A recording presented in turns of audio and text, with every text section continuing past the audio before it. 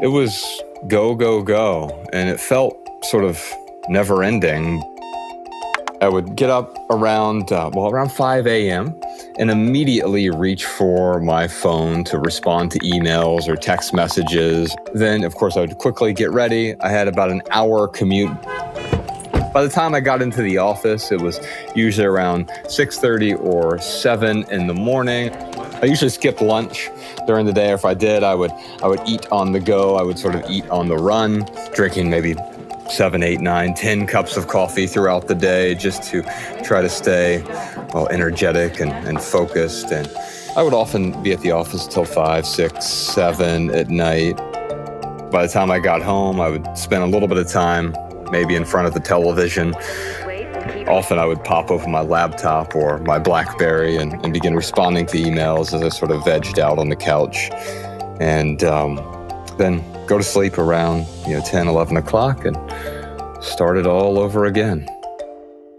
I realized that my priorities were certainly out of whack. I didn't realize That's that. an interesting question. I've never heard of it from that So let's talk about that. Let's talk about I think that. you need to come over, stand in my shoes. Agree to disagree. This is Top of Mind. I'm Julie Rose. Today on the show, the American work ethic.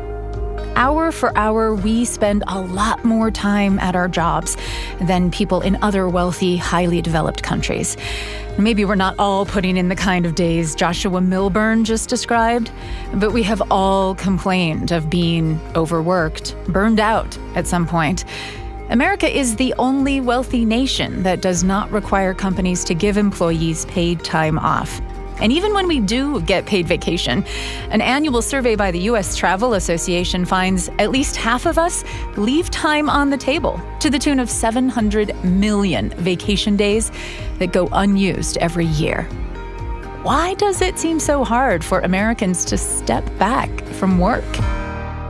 Well, for one thing, hard work is woven into our identity as Americans, and has been ever since a scrappy band of revolutionaries defeated the British Empire with nothing but grit. And then each wave of immigrants to America's shores brought new rags-to-riches stories that solidified in our collective psyche the power of hard work to transcend any obstacle. It was the American dream, This is Joshua Fields Millburn again. I grew up really poor, and I thought the reason we were unhappy growing up is I didn't have a whole lot of money. And so at age 18, I went out and I got the entry-level corporate job. And I sort of spent the next dozen years just climbing the corporate ladder. So by age 27, I was the youngest director in our company's history, 140-year history. And a shining example of how a willingness to work hard can unlock the doors to success. I got to a point where I was working 60 or 70, sometimes even 80 hours a week, while forsaking my health and forsaking the people around me. And that's really where consumerism also sort of came into the picture, because I was working so much and I didn't feel particularly fulfilled by that. And so I started looking for fulfillment elsewhere. Meaning?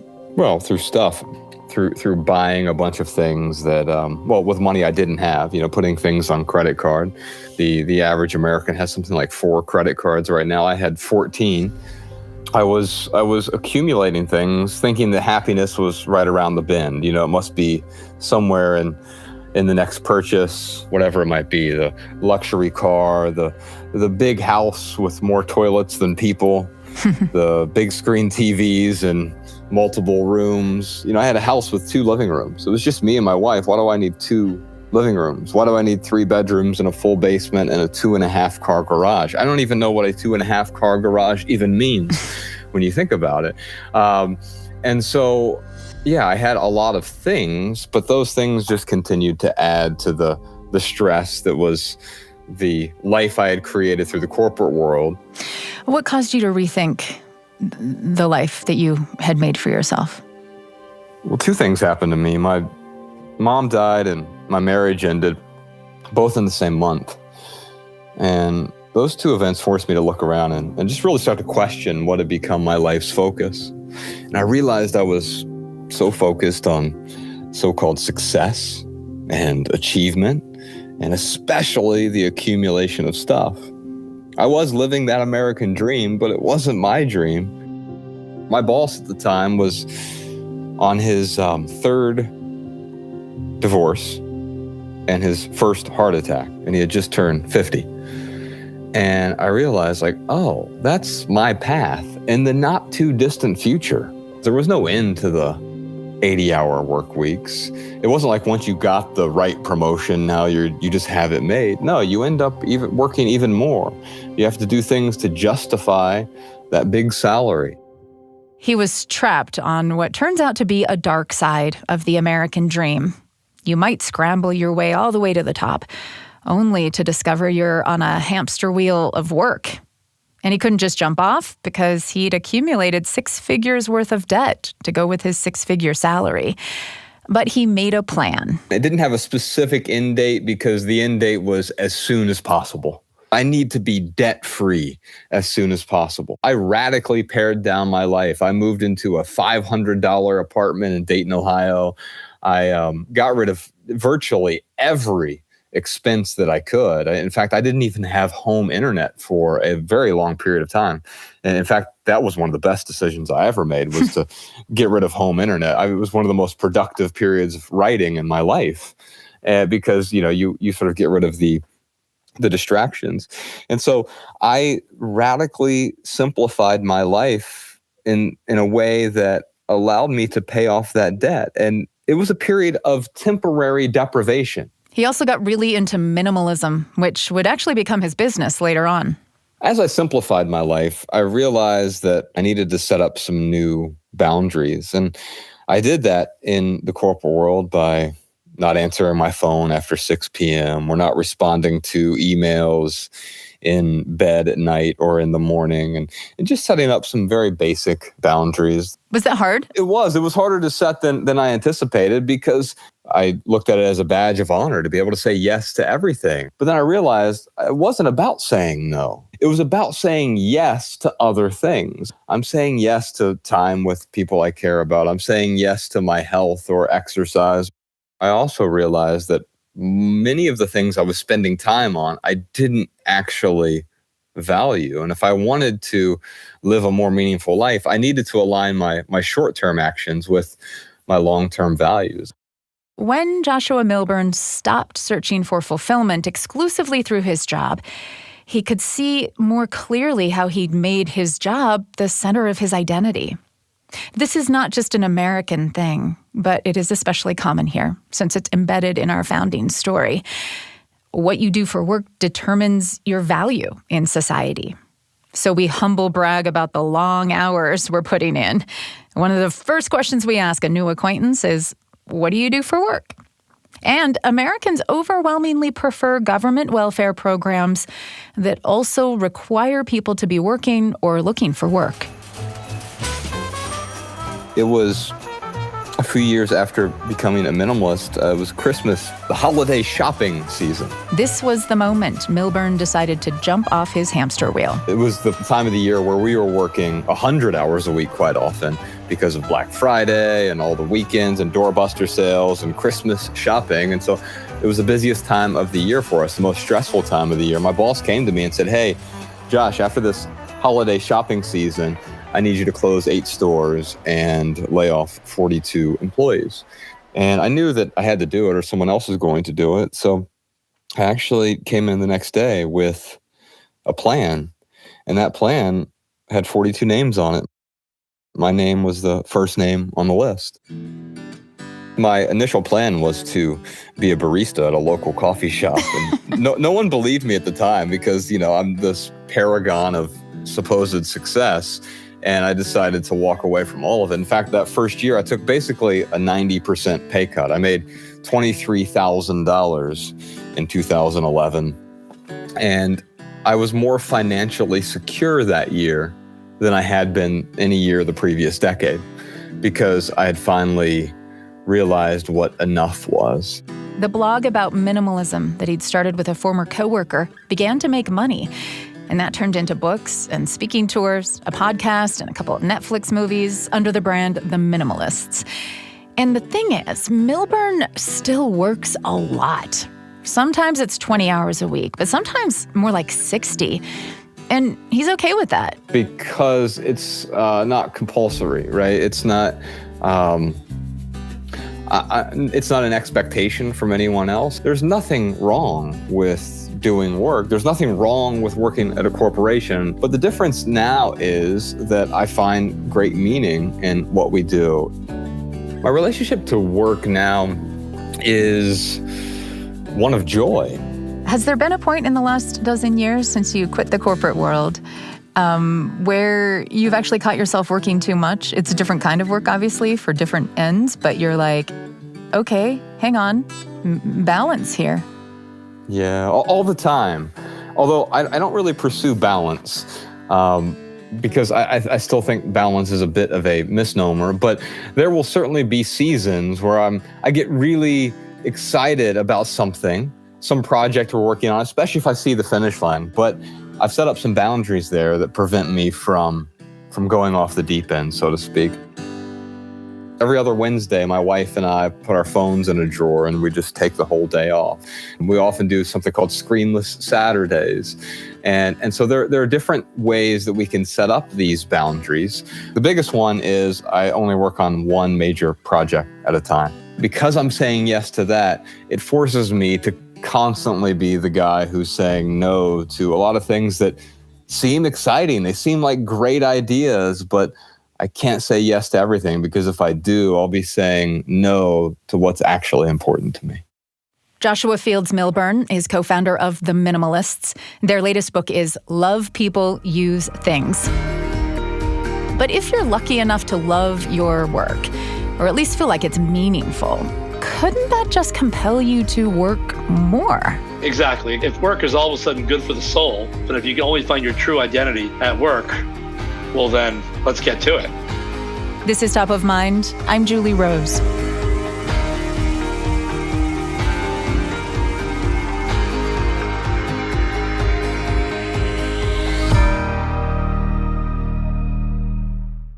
Among the world's wealthiest countries, only a handful work more than the U.S. Our work days are longer. We work more weekends, we work more nights.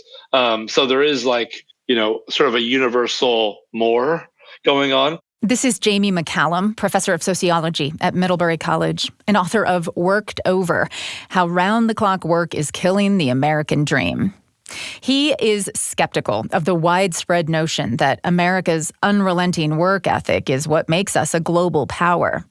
Just look at other countries we consider our peers, he says. We work about 3 months per year more than the Germans, 2.5 months more than the French, but a month more than Canadians. If putting in longer hours is the secret to America's success, how are those countries succeeding while working less? And secondly, says McCallum, there are hundreds of countries in the world, obviously, that work consistently more hours than Americans do, and they're poor. So there's a problem with the correlation argument. How then did America become so converted to the gospel of hard work? Let's trace the history. There was once a time in the 1600s when the working day was long by some standards, but also quite leisurely, and determined as much by seasonal changes and personal preferences as it was by many things. People worked the land to sustain themselves and bartered for what they couldn't make or grow. They weren't working for the sake of work itself. They worked to survive. So you get working days that start when the sun comes up, and you get long periods of rest in the middle of the day. You get a calendar filled with holidays, religious and secular. As the industrial age dawns, people move to the cities, and work life becomes more rigid. You're talking about the sort of, foundations of industrial capitalism. So we're moving out of home-based work and piecework towards more factory consolidation. By and large, it's men who are putting in 13 hours, 14 hours a day. And they start to rebel. So in 1790-something was the first strike for the 12-hour day by carpenters in Philadelphia. You had a strike in the early 1800s, also, I believe, in Philadelphia, to whittle it down to the 10-hour day. And we maintained sort of a normal 10-hour day for a long time. The labor movement hits a crescendo with the passage of the Fair Labor Standards Act of 1938, establishing a 40-hour work week with the right to overtime pay and a minimum wage. At which point, Americans settle into a straightforward relationship with work, says McCallum. Almost transactional, which was you go to work, you get a paycheck to feed your family, and that's it. But something starts to change around the 1970s. What is that? So you get a generation of factory workers, for example, industrial, blue-collar, unionized auto workers, take just one example, who begin to be committed to saying, well, look, a lifetime of producing fenders or doors or wheels or whatever in this factory is no life at all. And we want jobs where we can use our mental faculties, be a little bit more creative, and that don't drain us mentally, emotionally, and physically all day long. So there was kind of a search for a more creative and meaningful outlet in work. This dovetailed with the other change, which was in the 70s, the rise of the service economy, where people are far more likely to be working in offices and with computers or with each other. And the significance of that is that it increases the kind of personal responsibility of people going to work, like where you have to show up and basically be nice to people to get things done and to sort of interact with people as friends or as a family or whatever you want to call it. Then it involves a whole new level of personal buy-in. Enter the age of meaningful work in America. It's no longer a transactional thing where you punch in and punch out for the paycheck to support your real life, which happens off the clock. So this is a good development, and it's driven by the workers themselves, says McCallum. But then employers sort of turn that against people. If work is all of a sudden good for the soul, then if you can only find your true identity at work, well then let's get to it. So it backfires then, and the message becomes, this work is meaningful, therefore more of it is better. Right, exactly. American employers found ways to convince workers that every job, no matter how menial, was meaningful. And employees didn't mind, because if you're going to bag groceries or take customer calls or input data all day, it's nice to feel like your efforts are making the world a healthier, happier, more orderly place. By the time workers began to realize they'd been lulled into longer hours with stagnant wages, labor unions had lost the power to push back effectively. So today in America, McCallum says the people working the most hours are at opposite ends of the income spectrum. It's the highly paid white-collar executives and the low-wage hourly workers with no benefits. But he says the people at the top have the much better deal. Let's say an investment banker who's been working 60-hour weeks has been working them for 4 decades. And though those hours have stayed the same, their salary and wages and benefits, et cetera, have skyrocketed. So you get this sort of bifurcated thing where, yes, people in well-off white-collar jobs, especially men, do put in more hours, but they've had far more predictability and stability over a long time, whereas for the most part, working-class people have had to increase their hours to maintain the same standard of living over the last few decades. So it's a very different reality. McCallum says the effects of rising income inequality, coupled with a legacy of discrimination in our society, put the American dream beyond the reach of many people, no matter how hard they work. Would we all find a better balance if we stopped expecting our jobs to be so meaningful, if we work to live rather than live to work? I mean, I think we all deserve the chance to do something with our paid work time that we find valuable and meaningful, right? Like if you're going to make me work just to pay for a roof over my head and for food, which is, I personally don't think you should, but if you're going to, at the very least, you should give me something to do that like means something to me and my community. Wait, but you think we'd be better off if we didn't have to work in order to meet our basic needs? Yeah. Why? Well, why not? I mean, there's a grand moral argument that says healthcare, the right to shelter, and the right to food are human rights, and that they're inalienable. and you don't have to work for them. If we did have a society which could drastically reduce the amount of work time we do, all studies show that people would, voluntarily chip in to do more community service, more volunteer work, more stuff that means something to them. The goal of an economy, I think, should be to reduce the amount of necessary labor time to an absolute minimum. In a world where we no longer had to work to put food on the table and a roof overhead, many people would still choose to work because they enjoy it or want what the extra money can buy. Jobs that are necessary but unpleasant, though, would have to pay a lot more to attract willing workers. Radical as this sounds, McCallum says it is not impossible. We could all work less and maintain the same or a greater standard of living. The problem is not that we don't produce enough. The problem is that the gains from the incredible amount of stuff and services that we do produce is not shared among the people who produce it. There is plenty of money to go around in an economy like ours, says McCallum. It's just not shared equitably. For example, before the 1970s, when meaningful work became our mantra, American CEOs were making about 20 times what the average worker was making. Today, CEOs make 200 times more. Other wealthy countries that work a lot less have higher taxes on corporations and rich individuals, which they use to pay for generous government benefits like universal health care. They also force companies to share more of their profits with workers in the form of guaranteed paid time off and parental leave.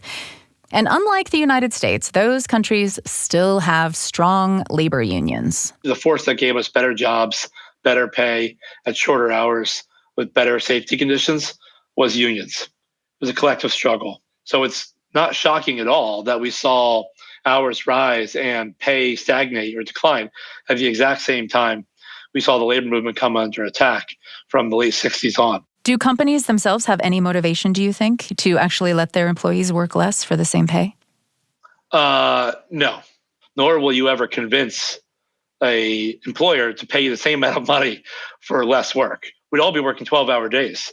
If those carpenters in Philadelphia had tried to convince their boss that it would benefit them to pay them the same amount of money for 10 hours of work, that's not what they did. Like, they fought tooth and nail, and it was a century-long struggle. Jamie McCallum's book is Worked Over: How Round-the-Clock Work is Killing the American Dream. He's a professor of sociology at Middlebury College.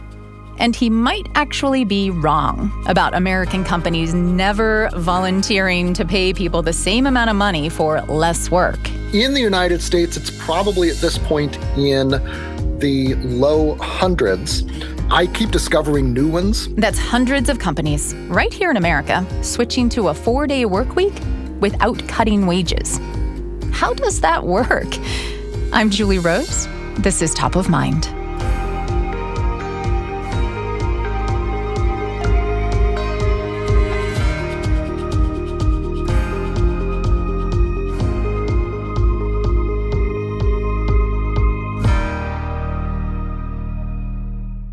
There are lots of things we can do individually to find more balance in our work lives, like setting the boundaries Joshua Millburn talked about earlier.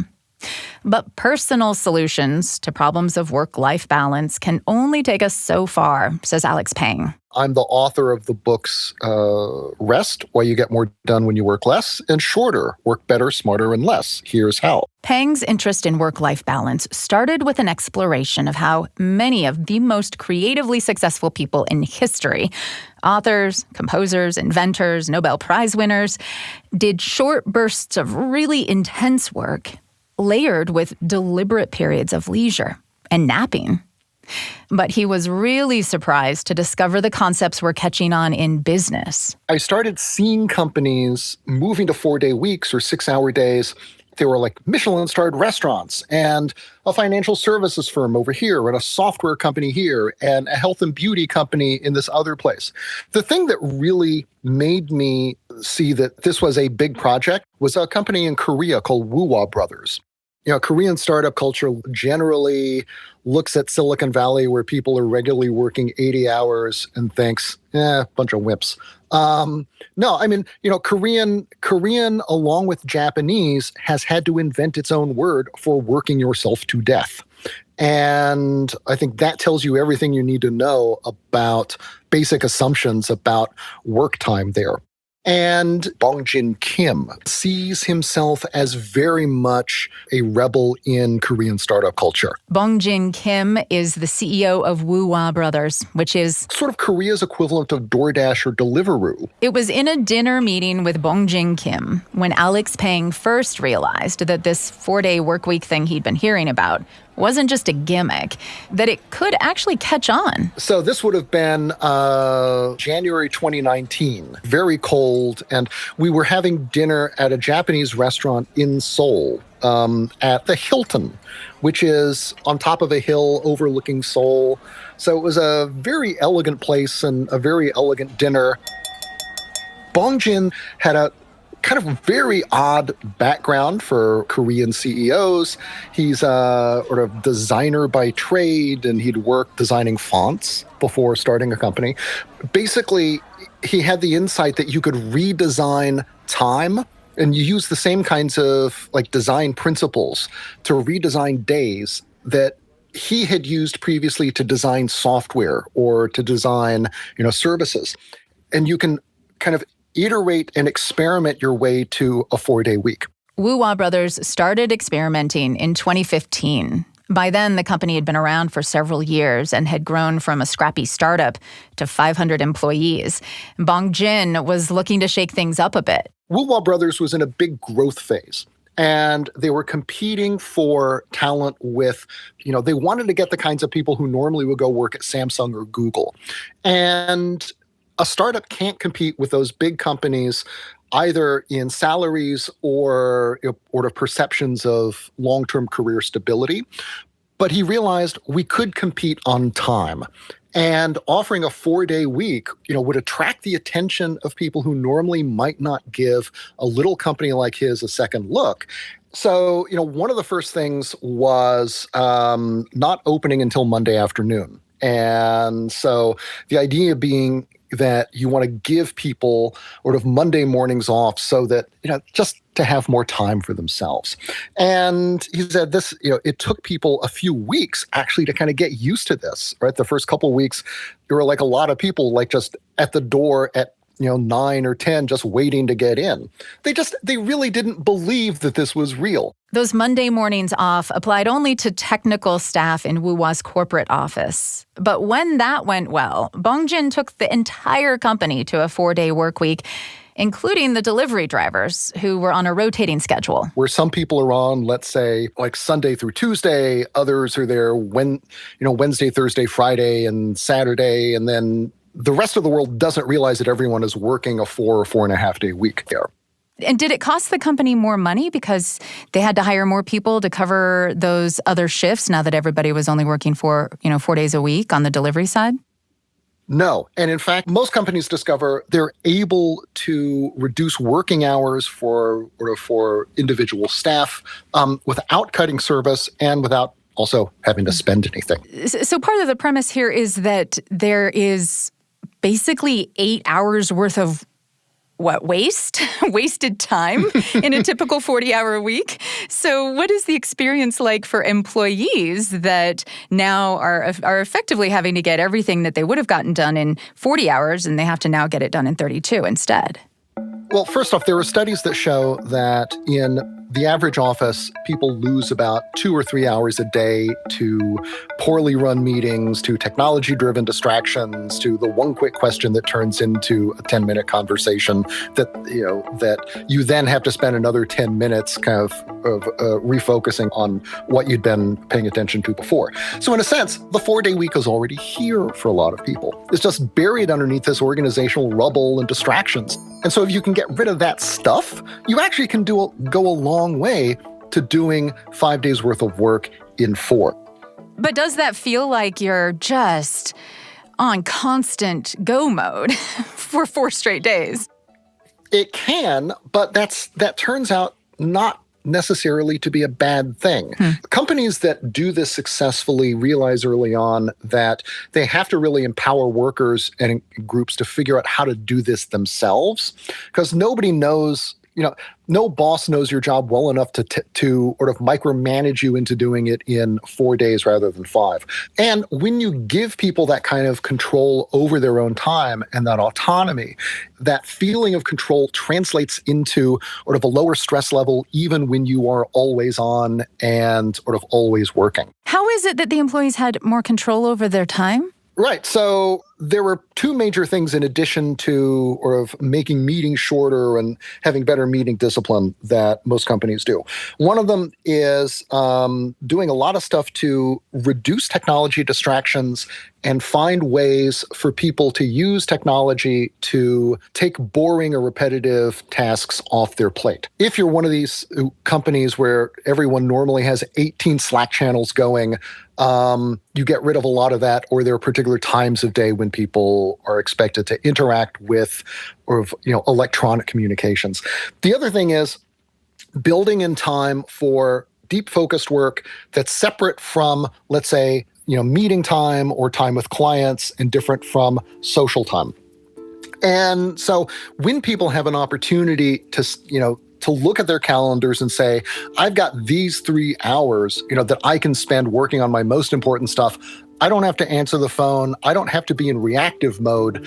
That's where that sense of control comes from, and that's where the productivity comes from. So the managers and the company, like the bosses, give all the employees control to say, like, I'm going to take the next 3 hours. I'm not going to respond to any emails or Slack messages. Exactly. And very often those are 3 hours that everyone spends together working that way. It's a little bit like, going to the library during finals. You're not studying necessarily with other people, but being in a room with other people who are also concentrating can really help you concentrate. So back to Woo-Wah Brothers in Korea for a moment. This all works out really, really well for Soojung-Kim and his company. As they are cutting working hours, their revenues go from 29 billion won to more than 300 billion. So that's more than a tenfold increase. So, it's very clear that working a shorter work week, didn't really slow them down very much. And what Peng didn't know, that January night in 2019, dining on Japanese cuisine was... Soojung-Kim was in the middle of negotiating a sale of his company for about $4 billion, ultimately, to a German consortium. So he had a lot of reason to be in a really good mood. Where in the world, then, is this idea of the 4-day work week not radical? Is there anywhere in the world where it's like the norm? There were places where where I think it's maybe a little bit less of a lift than others. So in Nordic countries, for example, at the national level, you see it being implemented in places as different as Iceland, whose public sector moved to a shorter work week in 2021, largely driven by the union movement and a concern about sort of gender equity.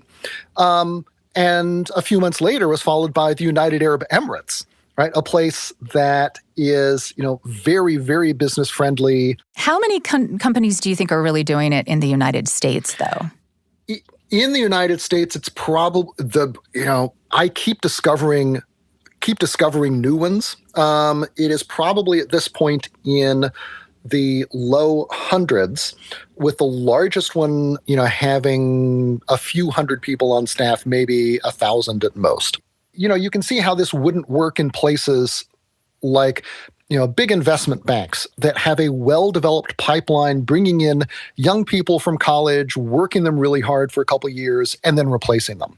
They know how to exploit people very effectively, and people who go work in those places kind of, accept the deal, and they know what they're getting into. But, more than 90% of American companies are small or medium-sized, right? They've got fewer than 100 people.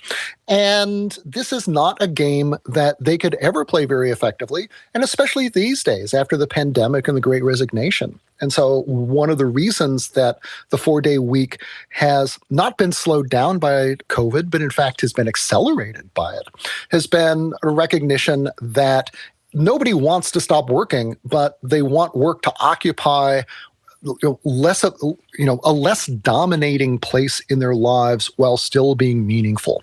And moving to a 4-day week is a way of satisfying both of those demands. I had one founder, tell me that before moving to a 4-day week, he had unconsciously, tended to hire basically guys in their 20s who he knew didn't have social lives, who could sleep under their desks.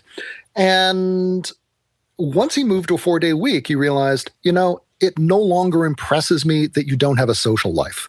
What I really realized I had to look for were people who could get the job done in 4 days, who could prioritize, who could be ruthless with their time. And I found that in working moms. And so basically in conventional labor markets, motherhood is something that for which women are penalized, whereas in 4-day week companies, it's something for which women are able to demand a premium. Can the benefits of working less for the same amount of pay ever be an option for the people who are working frontline service jobs in low-wage, shifts? The good news is that the 4-day week is already offering those kinds of individuals the same benefits that come to, web designers or lawyers.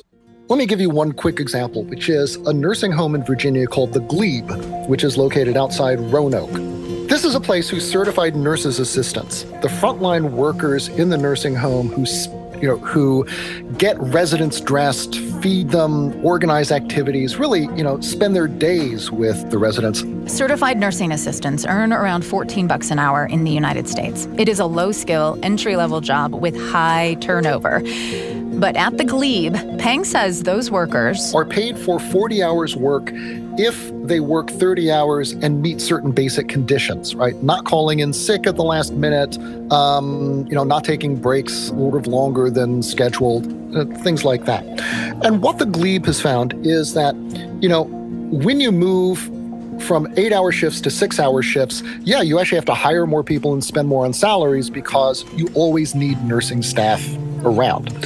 But what they found was that they spent, in their case, another $140,000 on salaries, but they saved $120,000 because they didn't have to pay, temporary agencies or pay for recruiter fees, because a workforce that previously had an average turnover of something like 140%, after implementing the program, had an average turnover in the teens.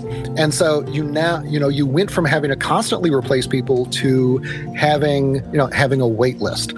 There were also real improvements in quality of care as measured by number of slips and falls or abrasions or bed sores. All of those went way down. And so what that tells us is that moving nursing staff to 6-hour shifts meant that their lives became more predictable. They had more time for recovery. They were much more likely to stay on the job, and quality of care for residents also improved.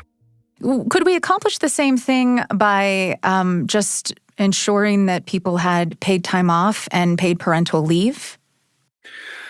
That's a good question. And I think that that part of the value of the 4-day week is that it creates incentives and constraints, both for employees and for companies. If you take it seriously as a goal, you end up with a company culture that is less likely to tolerate managers trying to call you into the office on weekends or expect you to take work home with you. And because it is, it requires thinking about solutions to everything from how you can effectively spend your time to how you think about productivity in structural and organizational ways rather than as purely individual problems that each of us have to solve for ourselves by ourselves. That turns out to be a really powerful thing. Alex Peng's book on the 4-day work week is called Shorter. While paid time off is no panacea for our overwork woes, it is the main tool companies in America have at their disposal, should they decide it's worth trying to help their employees find more balance.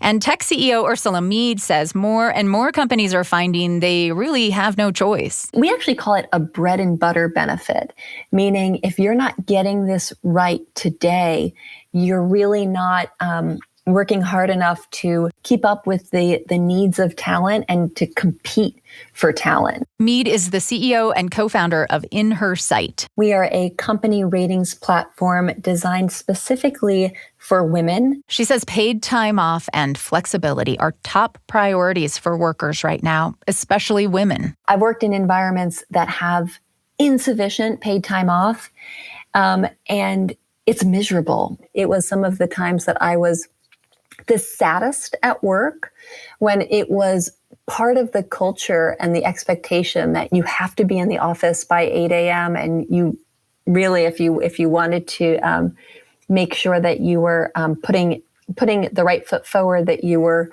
staying as late as you could. All that mattered in that organization was what they were going to get from me that day. Nothing about the other parts of my life that were meaningful, that might have needed attention, that made me who I was and made me able to be a strong contributor to the organization. So how much paid time off is sufficient? So I am a big proponent of unlimited paid time off. One of the big myths. Wait, did you say unlimited? Like I could literally take as much paid time off as I want? Yes. Do you offer unlimited paid time off at In Her Sight? We do. We don't track anyone's whereabouts, where they go, when they take it, how many hours, at what time. I couldn't think of any other way that I would want to support my employees than letting them know that I trust them to make the right decisions about the time that they need to take, when they need to take it, and they should feel completely comfortable prioritizing those needs, because we know that employees who feel trusted are also going to be more excited and energized to come to work. They're going to feel better about the work that they're doing, and the benefits to me really outweighed any of the potential risks or costs of that. So you've never had a problem with an employee taking advantage of it? I have yet to encounter a problem with that. That's not to say that policy is right for every culture, but I think that when a company has that policy and it's working, it sends a strong signal about what that company actually values. It seems like it could create, though, some conflict within the organization if you have some individuals who have kids and are using the PTO more generously, more frequently than maybe some employees who don't have kids. Or someone's using it for a lot of really valid reasons, but that means that the rest of their team is having to pick up their load. Yeah, I think that those are some of the fears that a lot of company leaders have when they're considering implementing something like this. It really comes down to what is communicated and whether or not there are clear expectations of how the policy is to be used, making sure that you are able to do your job and you're able to deliver the results that are your responsibilities. When I talk about unlimited paid time off, one of the myths around it is that your employees just are going to stop coming to work, that they're just not going to come in, they're not going to do the work, they're not going to be there, which actually, one of the challenges of unlimited paid time off is that it's really critical that leaders and employees set the right example for how to use the policy, because if they don't, you'll find that employees take even less time off. A cynical business might even advertise unlimited paid vacation as a great perk, knowing full well that in a company culture where everyone is expected to be on call all the time, a lot of workers won't take any time off. Before Ursula Mead decided to offer unlimited paid time off at her own startup, she says she was fortunate to work at a company that got it right. I had lots of women in that organization, women and men, who were using the policies. They were using the flexibility regularly. If it is not being used by the managers and the leaders and the decision makers in the organization, you can't expect any of the employees to feel comfortable using it themselves. And I had so many examples of colleagues who left to go pick up their kids from school when they needed to at 3 o'clock or 4 o'clock, who came in at 10 o'clock in the morning because they had to take their child to the doctor's office. It was something that was part of the culture. It wasn't something that, and I've been in this situation, it wasn't something where you walked in and you tried to sort of sneak into your desk because you didn't want anyone to notice that you were gone. It's a signal from the company, too, that they trust their employees, that they're measuring them on the contributions that they make, not on the number of hours that they spend in their seats. We know specifically with women with children, especially under the age of 18, you need the flexibility or the time off or the option to sort of work from different locations to be able to accommodate the disproportionate level of work that you take on when it comes to caregiving, which is the reality of the gender dynamics in our country today, that women do most of the work when it comes to taking care of the family, and whether it's housekeeping and things like that, or also actual caregiving. And they need to trust that their employers are measuring their work on their output and their contributions, and not necessarily on the number of hours they can spend sitting at their desk in the office. How do you think the traditional idea of a productive worker who's ambitious in an American corporation, who shows up before the boss, leaves after the boss, makes sure to do all of the glad handing, how has that, do you think, affected the ability of women to succeed in the workplace? I think a lot of women would say that it has hindered their ability to advance and to be and to feel successful at work. I think one of the things that we can see in the numbers, and when I say the numbers, I mean things like the representation of women at the executive level, if we're talking about the C-suite, or on the board level, or even through the upper levels of the executive teams in a lot of industries. I think what we see is that even though women make up more than 50% of the workforce and talent pool, we're still looking at sometimes the single digits in terms of representation at the top tiers. And I think that some of that can be attributed to some of that old school mentality of this is what success looks like, and this is what you need to be able to do to sort of make it to the top under these circumstances. Mead says the pandemic forced a lot of companies to take a hard look at how much they really do trust their employees to get the job done. Businesses that have embraced flexible work options and more paid time off, they're the ones who have been able to more effectively keep their diversity, equity, and inclusion goals on track. We've had companies that work with us who were ready to declare, let's all get back into the office, as we were still facing some Delta and we didn't even realize about Omicron. And they were making these decisions about returning to work. And they were using our data to see that was going to hurt their ability to hire women. And they have adjusted and they've decided, okay, we're actually going to stay hybrid, and we're going to do that longer term. On a personal note, Mead says the pandemic made her think about her own work-life balance differently, although balance isn't the word she uses. I have usually talked more about work-life integration, and I am one of those people that is often happier when I'm thinking about work at all different times of the day or all different days of the week. We have employees who, as soon as the day is over, they want to turn on their Slack no notification, little Z's to say, don't notify me, I'm offline. And they focus at one time, and then they relax and they really disconnect. And I totally get that and I appreciate that. But for me, I'm not one of those people that necessarily wants a divide between my work and my life, which is great because in the last 2 years, I have had no divide. I had a baby at the beginning of the pandemic. I have been juggling having various kids at home while I'm trying to do work, juggling schedules with my husband, and working from all different rooms of my own home.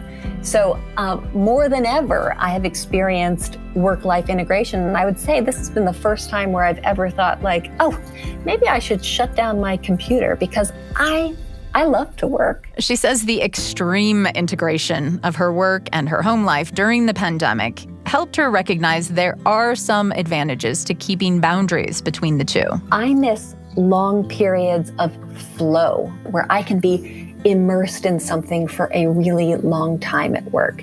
And that's something that hasn't been as accessible to me with the conditions of the pandemic. That's actually what I miss more than taking a vacation. I'm a bit of a homebody. Ursula Mead is the CEO of the tech startup In Her Sight. So we've heard how working less can be good for employees and companies if it's done right. But let's broaden the lens just a bit here finally. If we all spent less time on the job, would we be any better off as a society? I think that giving people back time that they can spend however they want is an unambiguous moral good. This is Alex Pang again. He's the 4-day workweek guy. Think of it this way, right? If you're able to move your company to a 4-day week, that means every 7 years, you're giving every one of your workers another year of free time. Now, if you think about how valuable time with your children can be when they're young, or people who are no longer in your life, what would another year with them be worth to you? But what if we all take that extra day off and we waste it? I mean, if we're not doing anything necessarily great or good with our time. Well, okay, so is spending a day with your children great or good? I mean, in the sense that no one's going to put up a statue to you for that. Still, that is not time that you would look back on with any regret. And as a practical matter, people do shockingly wholesome things with their free time. I mean, I've been studying this, and people do stuff like they exercise more and they spend more time with their families or doing community stuff. There is a tendency for men to spend more time doing family things, and for women to spend more of this time doing stuff for themselves or with each other. You give people more time, people do amazingly good things with it. What would you do with a little more time? Top of Mind is a production of BYU Radio. Today's episode was produced by Cleon Wall and James Hoops, with help from me and Ciara Hewlett. We had music and sound design by Trent Reimschussel, Jacob Molaski, and the post-production team at BYU Broadcasting. Please be sure to like and subscribe to Top of Mind wherever you listen to the podcast. I'm Julie Rose. We'll talk soon.